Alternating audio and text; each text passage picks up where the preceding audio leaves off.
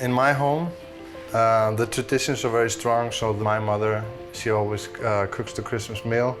One time I tried to change it. I tried to basically make a potato like this, which is like a caramelized potato. And it didn't have chunks of sugar in it, so all my siblings were very pissed off because I just made it the proper way. And I wasn't allowed to do it again because you couldn't chew the sugar in it. You know, from there I knew that maybe I shouldn't be cooking the food. I should just let the mother cook the meal. So this is probably the only thing that all Icelanders eat is smoked lamb, green beans, and pickled or boiled red cabbage.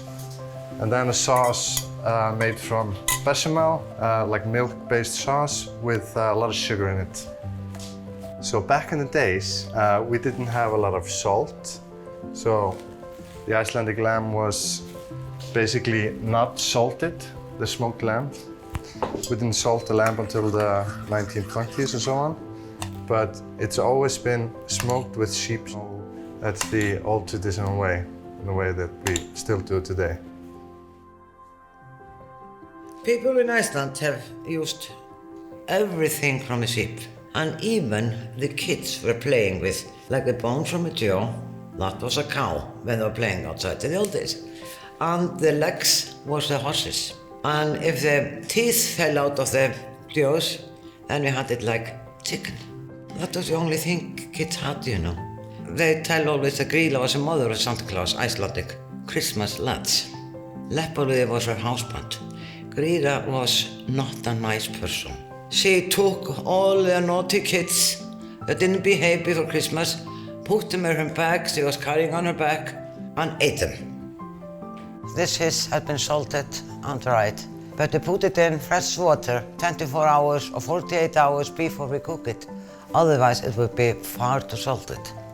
And I'm going to turn off the heat and let the fish rest here for 10 to 15 minutes.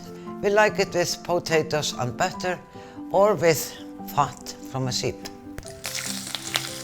We used it also to fry the laufabrauð in. We also have a very strong tradition of making Icelandic flatbreads called laufabrauð, which is a flatbread with cumin in it, usually. And we have a very traditional way to decorate the flatbread with utensils and make like very pretty images in the bread. So it's a very, fun day for a family. Like my family, everybody gets together at a certain day and we make the bread together. And at the end of the day, we eat some smoked lamb.